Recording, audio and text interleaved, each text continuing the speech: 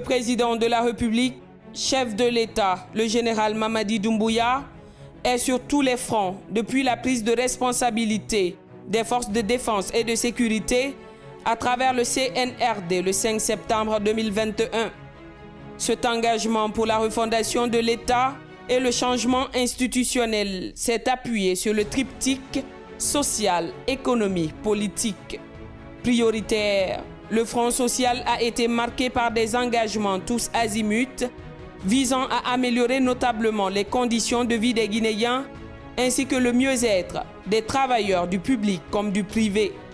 Ainsi, dans le cadre de l'amélioration substantielle des conditions des travailleurs, dans un accord avec le mouvement syndical, le gouvernement a concédé une revalorisation de la valeur monétaire du point d'indice à hauteur de 35% de sa valeur à partir du 31 décembre 2023 pour tous les fonctionnaires et pensionnés. À date, ces augmentations qui se déroulent selon un échelonnement convenu entre les différentes parties ont déjà commencé. Comme du reste, l'ont constaté les travailleurs qui n'ont pas manqué de remercier et féliciter le gouvernement pour le respect de l'engagement pris. En outre, déjà dès fin 2022, le gouvernement a décidé la revalorisation des pensions des retraités à hauteur de 70%. Plus significatif encore, les pensions sont désormais payées chaque mois et non de façon trimestrielle comme par le passé. Ces deux changements, vivement salués par les retraités et les syndicats, sont déjà en vigueur. Mieux, pour rester dans la courbe de l'appréciation de ces pensions, le gouvernement a procédé par 3 niveaux d'augmentation, à savoir 120% pour les plus petites pensions, généralement perçues par les veuves et les orphelins, 85% pour les pensions intermédiaires et 50% pour les plus grandes pensions.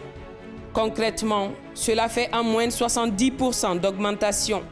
En francs guinéens, cela induit plus de 60 milliards de dépenses supplémentaires par année qui seront ainsi distribuées aux retraités pendant les 30 ou 40 prochaines années sans avoir un franc de dette pour la génération suivante. Ceci est une performance exceptionnelle si l'on tient compte de l'écart entre la revalorisation et l'inflation qui se situe autour de 10%. En ce qui concerne les allocations familiales, la revalorisation est de 200%. C'était une préoccupation pour le gouvernement qui répond ainsi au cri de cœur des pensionnés qui, depuis fort longtemps, sollicitaient une telle revalorisation, mais aussi la mensualisation de leurs droits.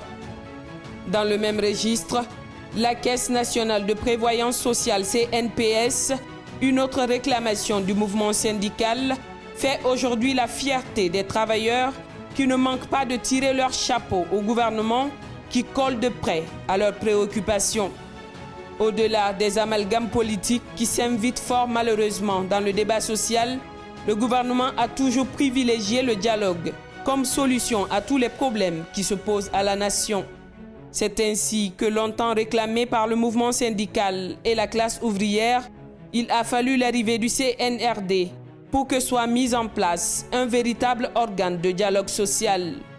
Il s'agit du Conseil national du dialogue social, CNDS, qui, créé en 2022, fonctionne à la satisfaction des organisations syndicales.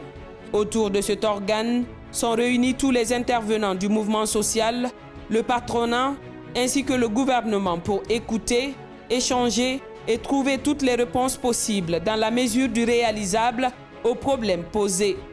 Le gouvernement dans ce cadre ne se fixe aucune limite pour satisfaire aux justes revendications des travailleurs guinéens et de concert avec les acteurs sociaux fixe les modalités justes de satisfaction des soucis tant que ceux-ci ne rentrent pas dans le champ politique qui a son lieu de débat ailleurs.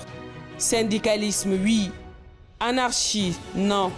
Plus loin, le gouvernement anticipe régulièrement pour une intégration sociale satisfaisante des Guinéens face au chômage longtemps endémique dans le pays, d'où le recrutement massif à la fonction publique en cours, sans oublier la kyrielle d'opportunités d'emploi, comme notamment celle récemment lancée par le ministère de l'Administration du Territoire et de la Décentralisation. À cela s'ajoutent les conditions créées pour promouvoir l'emploi dont le plus palpable et visible est celui généré par les différents chantiers à Conakry et à l'intérieur du pays, dans le cadre de la construction de plusieurs infrastructures, sans compter les emplois actuels et à venir avec le projet Simandou qui offrira le plus grand nombre d'employés directs et indirects jamais connus dans une entité publique-privée en République de Guinée.